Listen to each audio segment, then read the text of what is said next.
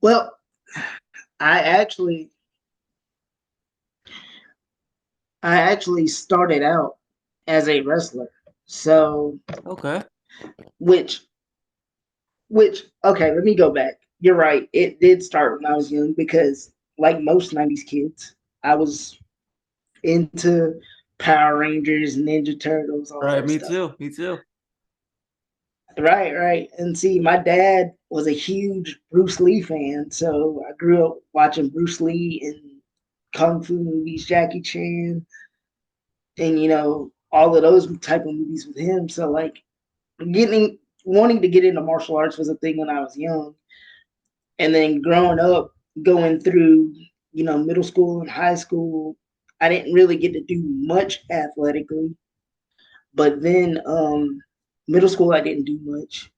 High school, I decided, you know what? Let me become a manager for football because I was really passionate about football because that's another one of my favorite sports. And I wanted to figure out how I could be on the team somehow because obviously they weren't going to let me play. Right. Right. Yeah. So Actually, I played football in high school. nice, nice. I wanted to, but they, I could have. They would if they would have been, we could have figured it out. I would have, but since we didn't, and I never got around to it. What I did was I was a manager, the water boy, and I became the hype man for the team. So like it was a rush that I could not, you know, I can't describe it. You being a player, you know how it feels being on the field. So like Yeah. I Yeah. fell in love with that. Yeah. Going from that was like, all right, I know I have athletic ability, but what can I do? My high school didn't have a wrestling team, and I got a bunch of my friends together one day because I was talking. I thought about it, and I was like, it'd be cool if we had one. So I talked to my friends and talked to a bunch of people. I got my mom to print out a bunch of petition forms, and I took them to the school. And all right, so we started school at what 8:50, or we get to school at 7:30 in the morning. I handed them to my friends before school started. And the way my school was, we had different blocks of lunches. So, and the first block of lunch was like at like 11:30, something like that. By the time by the time first lunch rolled around, we had about 80 signatures. So right after lunch that day, I That's took him not to the bad. principal. And right, especially considering how big our school was. So I'm like,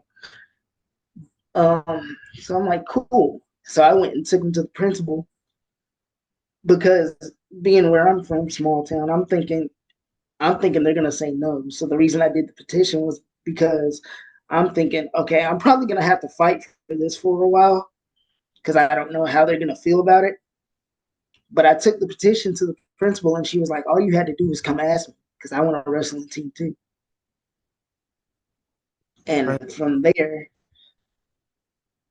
from guys, there we welcome found back out. to the Cerebral Palsy and Fitness podcast. I'm here with Matt Burton. We've been currently discussing how he got into Brazilian Jiu-Jitsu.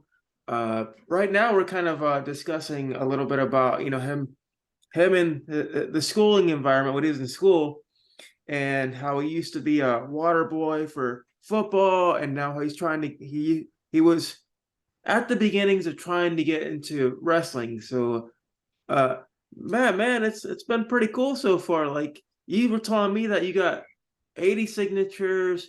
You went to the principal thinking you weren't sure whether or not they were going to be like for it, and all of a sudden they're like, bam, they gave you the opportunity, right? Yeah, man, my bad. I forgot about the intro and all. I'm Oh sorry. yeah, I just wanted to do it midway, just because we're having a conversation. So Right. Yeah, but that was the coolest thing to me because I was always cool with our principal and all. So we got about 80 signatures that from the first day we started, and so she said all you had to do was ask. So, and from that point, we found our wrestling coach.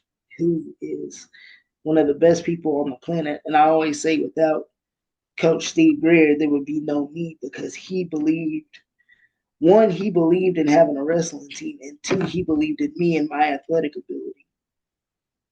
So without him giving me the opportunity and letting me know, that I can do these things, like I wouldn't have taken the path I have to get to MMA and Brazilian Jiu Jitsu and all. Right. It's all about So believing. shout out to, You mentioned it. right.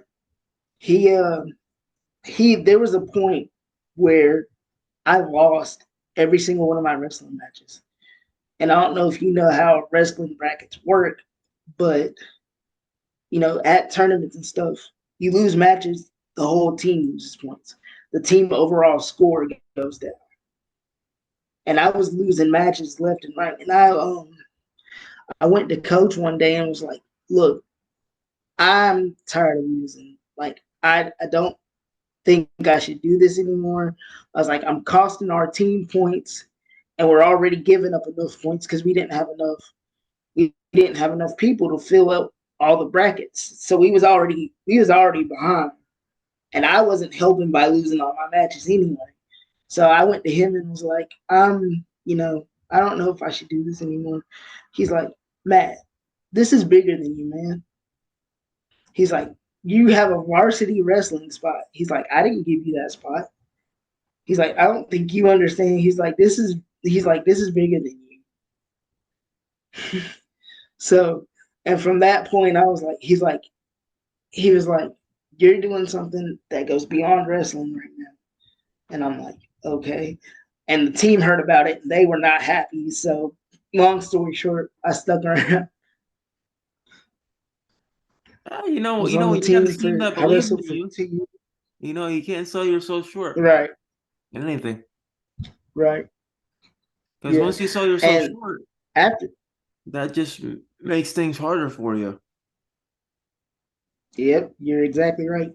And like, that's where my belief really started to grow into to who I am today. That's why I say, without wrestling, without Coach Greer, there would be no me, especially where I am now. Because after wrestling, I was like, what else can I do? And like I said, like we were talking about, I watched martial arts growing up. So one day I'm watching TV and the Ultimate Fighter pops up on my screen, and I'm thinking, I click on it thinking it's going to be a martial arts movie, right? And it wasn't. It was the show, the Ultimate Fighter for the UFC. And so I start watching it, and I'm like, can I do that? I'm like, I think I can do that. It's like, either way, I would love to do that. Somehow, some way, I would love to do it. So after graduating high school and all, I wanted to pursue it. So I kind of put together my own little team at first, not knowing anything about MMA at all, just going off what I knew from wrestling and what I knew from watching the UFC and following it and all. And we kind of started training, quote unquote, Right. and that's where it all started. And here we are now. I'm at a legit gym. Shout out to Rush MMA.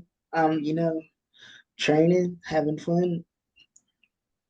I mean, it had its ups and downs, but where I'm at now, I think I'm in a very positive space. Positive environment.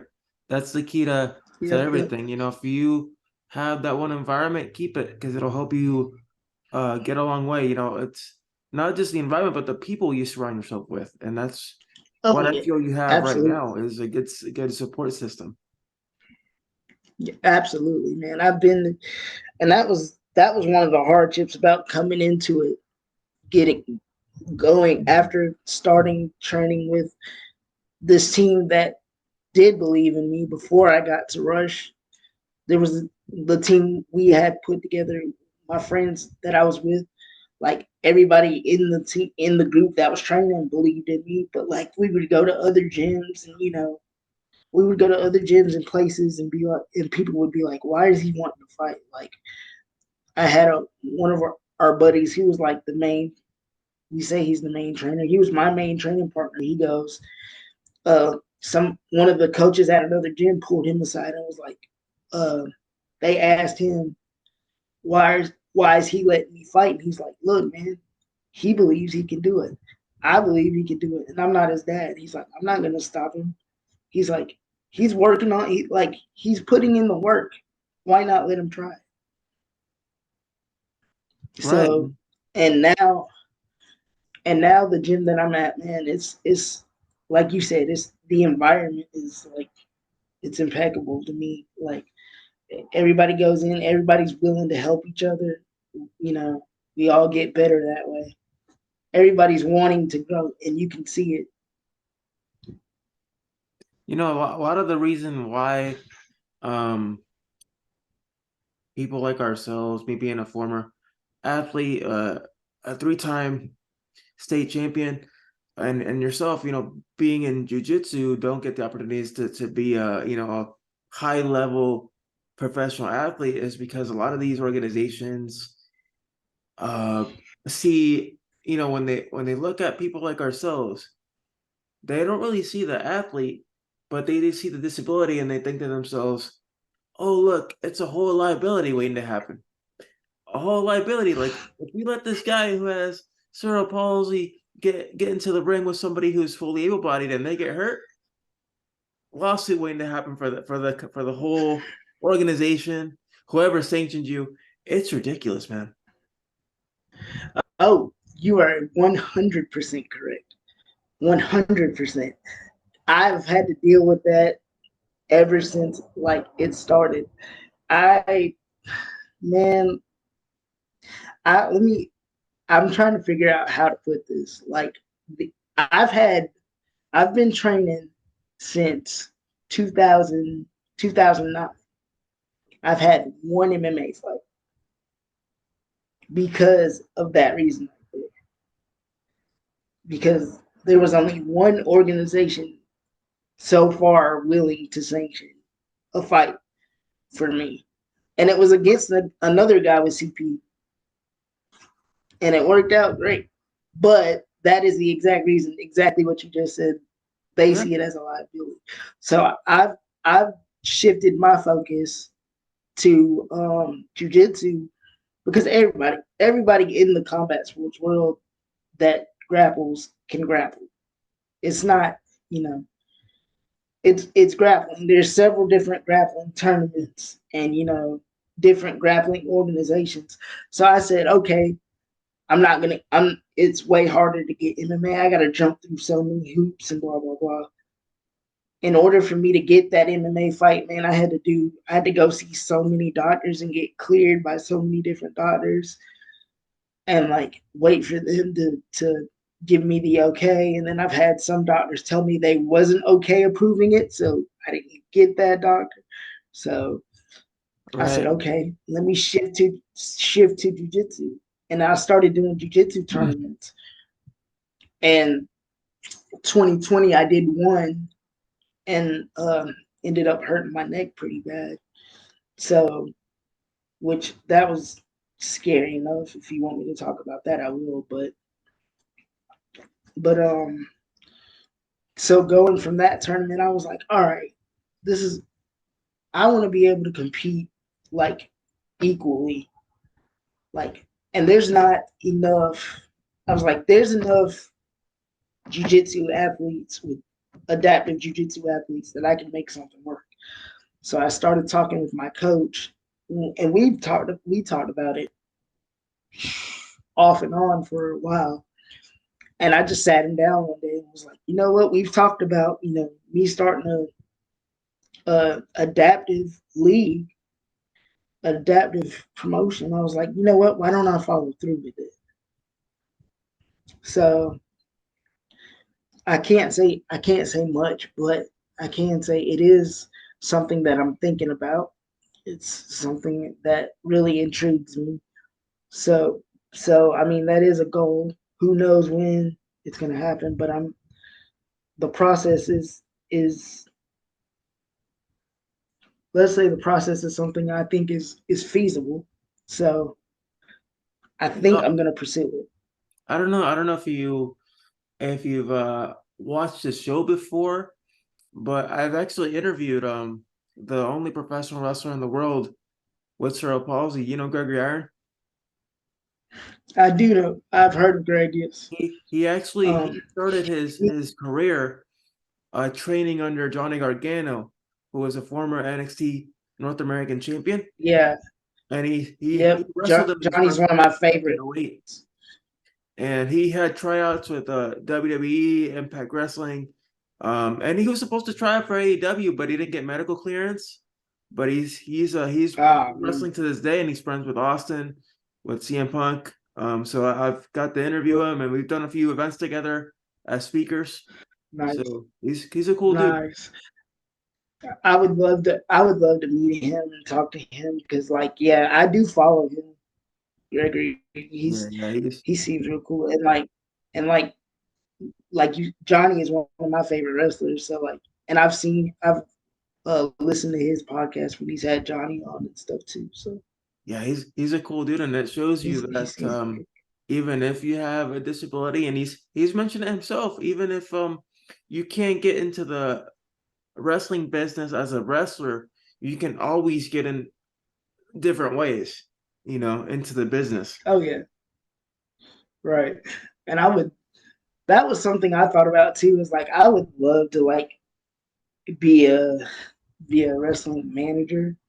Like but I feel like the way I am, I would want to get involved physically more. So I feel like instead of being a manager, I would have to be some like enforcer type character because, of course, I'm gonna want to do something.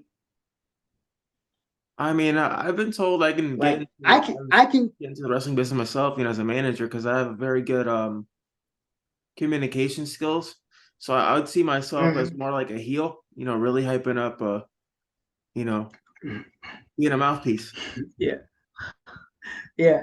See, and that's my thing is I can cut a promo. I can do it. I'm like me and my friends will sit around and like play wrestling games and stuff, and I will cut promos on them like as we're playing, and it's freaking hilarious. I can do it, but I feel like I would want to do both. I would want to cut the promo and get physical. That's why I Hey say I man, feel like I'd have cut to the be some promo here. enforcer Cut the promo here on the show, man. I type. want to see it.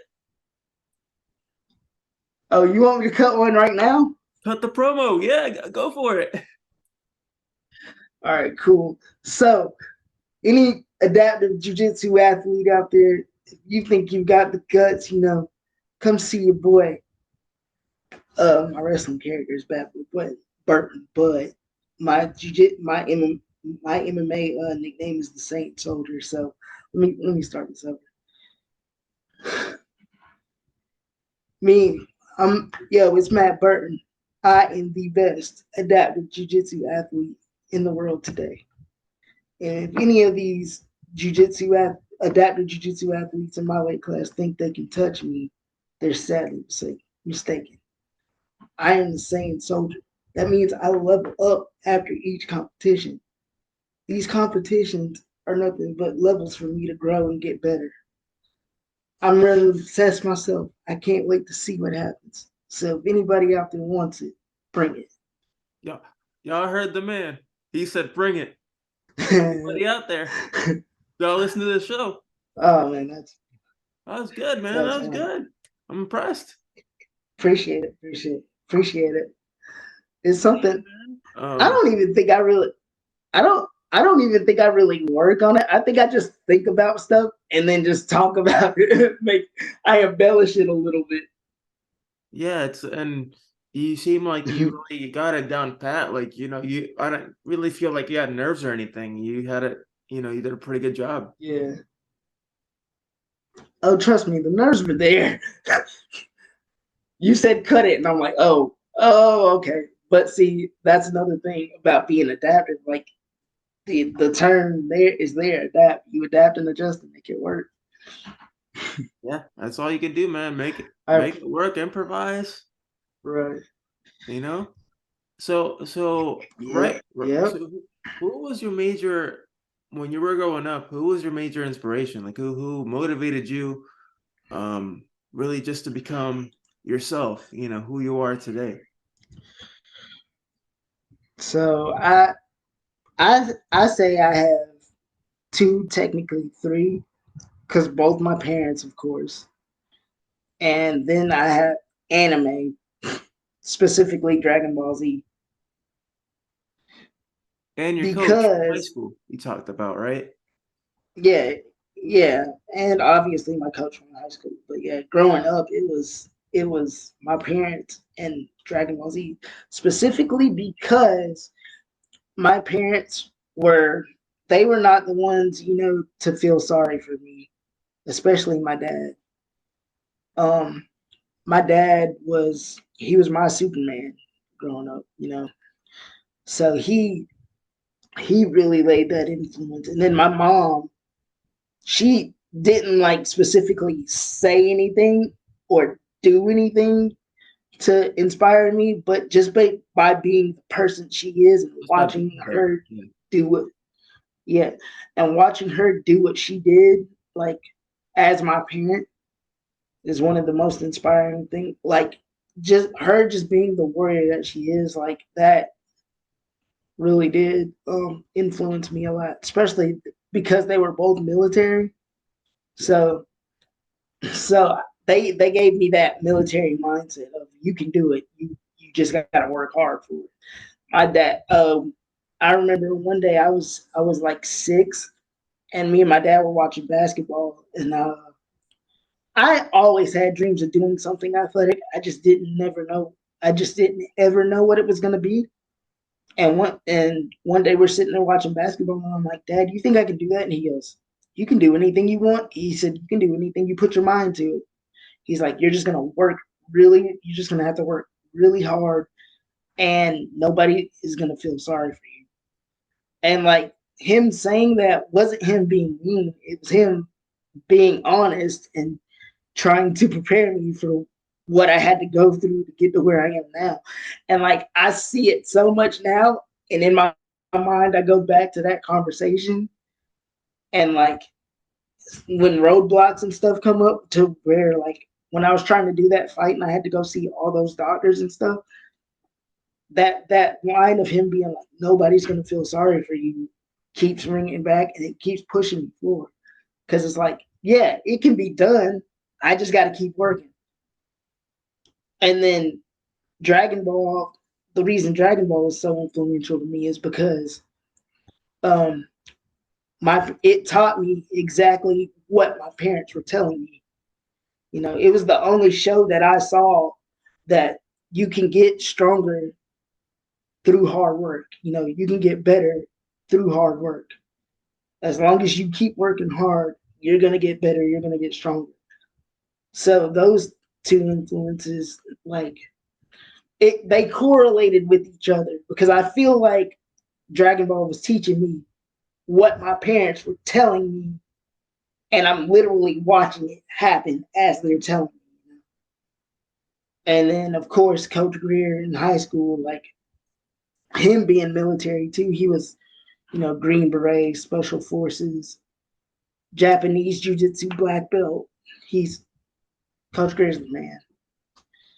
But yeah, so those influences were really big for me, and it just like, and I'm a strength and conditioning coach now, so like I try to use some of that to help influence the kids and the people that I work with, because you're gonna get better if you want to work for it. Yeah, all it takes is that first step is starting with you, that journey. Yep, yep. That's the crazy thing is like I was talking to my mom the other day. I was like, it's wild to me the things I've done, because I've wanted to do something athletic since I was a kid. And I was telling her, I'm like, never did I think that I would be this far into it, because I don't know if you had this situation when I was younger. The doctors told my mom and dad that I'd never walk, you know Oh yeah. let alone do anything athletic. So you've probably heard that too, huh? Yeah, I heard that a lot, and I've went on to play three different sports. And like I mentioned earlier, won three state titles. Right. Eventually, I was gonna go pro in one of them, but due to injuries and everything else, I decided to hang it up and say, I can do so much more with my mind and my education, and not risk Yep. further injury. So I retired early, but Yep. I I still got train you. and keep I got active. you. So That's good. Yep. That's the thing too, is like I always tell people, especially with MMA and jujitsu and all, it's like you you may not have the physical ability you once had, but you still should be active to keep yourself healthy. So like as long as my body's gonna hold up for me to be able to do this, like or to be healthy, I'm gonna keep staying active. Like it does like I'm doing CrossFit too. I do CrossFit as my strength and conditioning.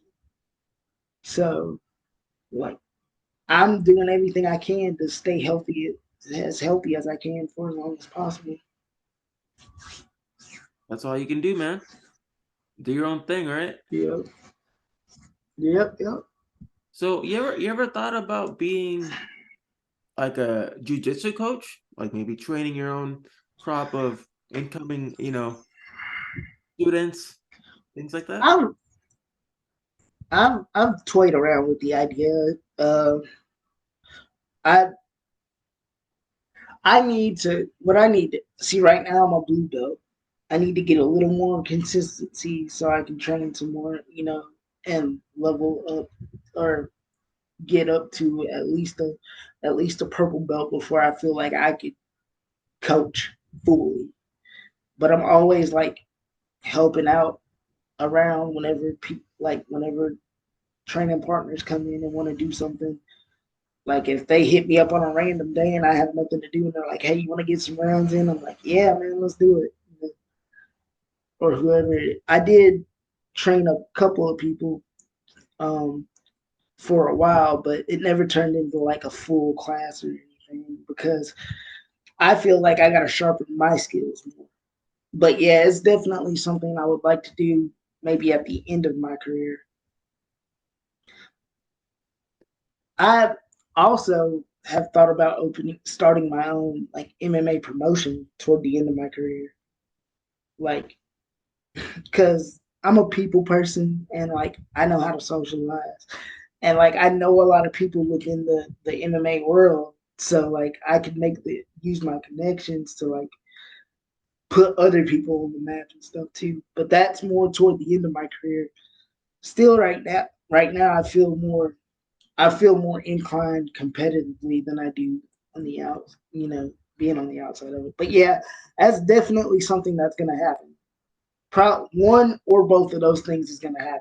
Either coaching or promoting. Or Probably both. hey, Because I both. love it. I love Honestly, it. if So I could do probably it, both. I'd be an agent, kind of a road agent where I kind of scout talent. If I see it, be like, hey, Yeah, that would be. sign this guy. Yep. He's That's some. Yeah. Oh man, I could. That would be dope to do for like pro wrestling. I could see you doing that. I think you'd be awesome at.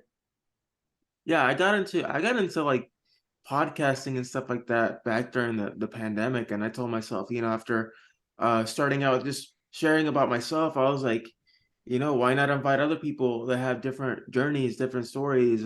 They've been through different professions, and just really motivate those out there that are struggling to identify with themselves uh, through various disabilities, whether physical, mental, psychological, that they Mm-hmm. can see that they can be just more than just a label that they're given uh, in society, because you're not Matt, the guy with CP. You're Matt, the jujitsu practitioner.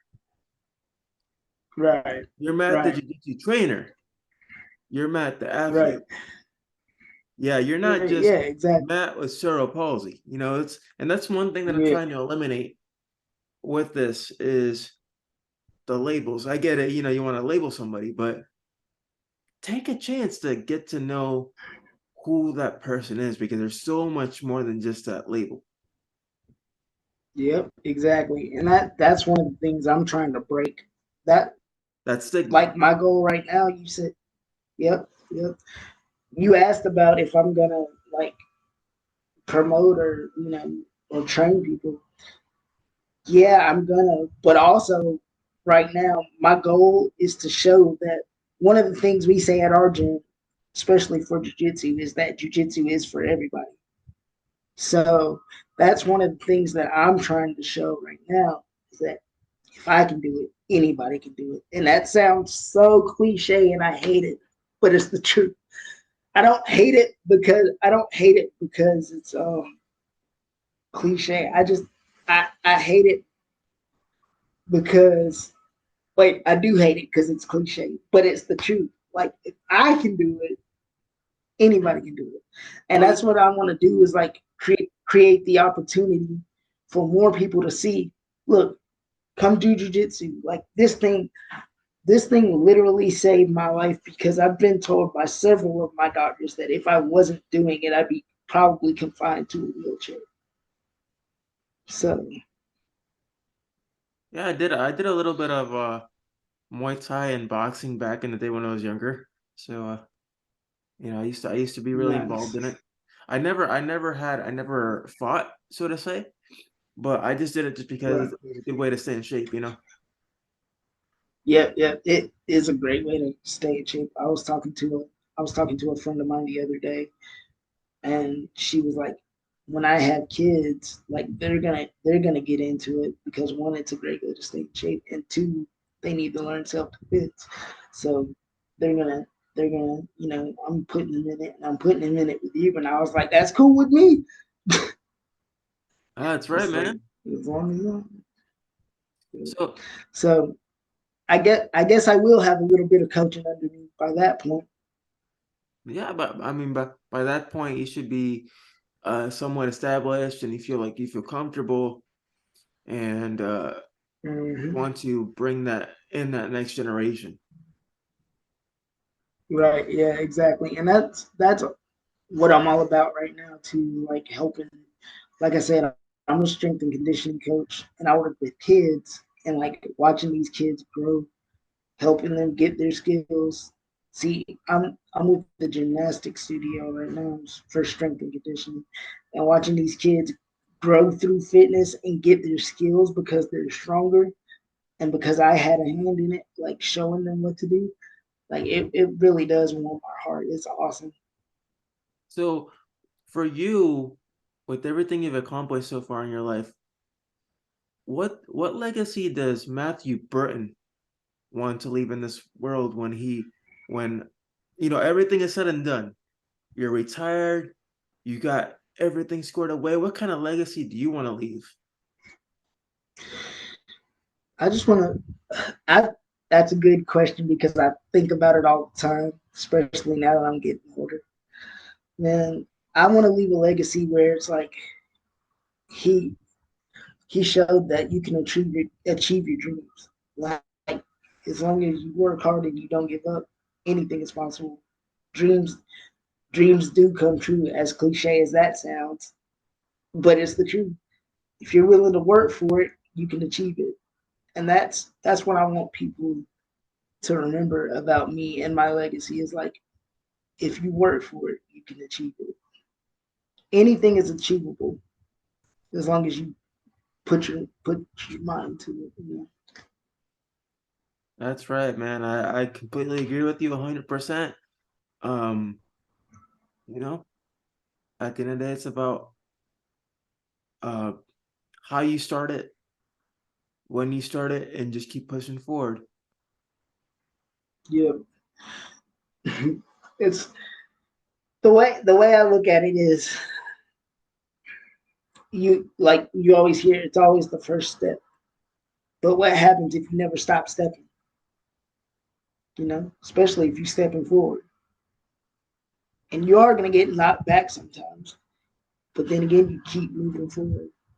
It's like an we were just talking about it, mixed martial arts, you get that one big right hook, you get hit, you get caught, but sometimes your chin is so strong that you're able to bounce back resiliently and hit that one shot. Like I remember watching this one match with Scott Sell and Pete Smith. I don't know if you saw it. This was in one of the Ultimate Fighter finales that I honestly see it as Yep, yep. That's one of my favorite fights of one all of the time. best fights honestly during that time. And the timing was so Yep, perfect because I think it was Scott Smith that got hit. He looked like he was gonna go down. He got yep, back up, hit him with another yep, and knocked out Pete Sell like wow, literally like yep, yep. already hit with a Pete, liver what shot. And I'm it? like, wow, Yep, yep. Pete, Pete hit him with a liver shot, and as he's like holding his stomach and going down, he throws that right hand and knocks him clean up. That's one of my favorite fights of all time because of that. that just shows It it's a was it was comeback. It's never incredible. over. Yep, exactly. It's not over until the ref pulls you off, and that's the same thing with life. It's not over till your time comes. That's right, man. But So where can my listeners find you? Like, I'm I'm on everything, man. I have not everything, most everything. You can find me on Instagram at Adaptive SSJ. You can find me on Facebook. Just my name, Matthew Burton. Um, X, I'm on there at I think it's Maddie Manbeast. I think. Hold on, let me look. Oh,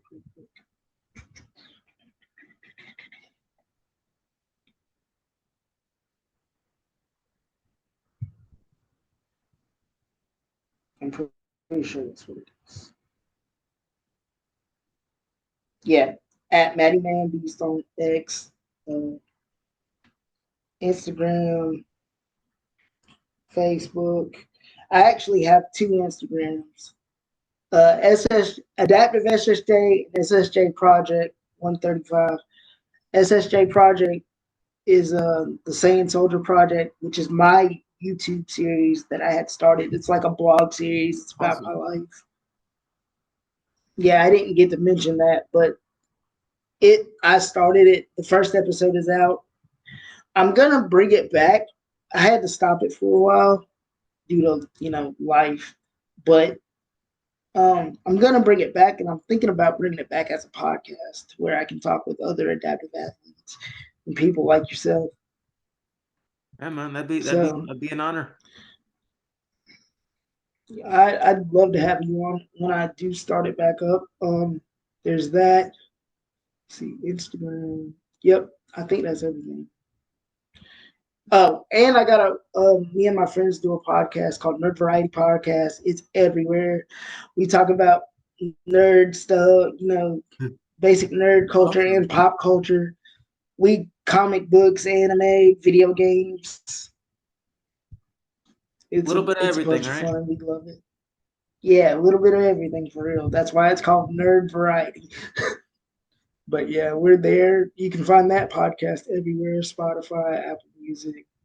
You yeah, that's where I'm literally on all social media. So So if you guys actually want to check out this podcast, you're gonna find it on iTunes, Spotify, YouTube, and every other major podcasting outlet out there. Matt, I appreciate you being on as a guest, brother. It's been fun.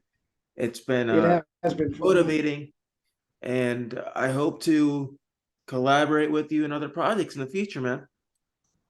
Oh yeah, man, let's do it. I'm totally down. Let me know.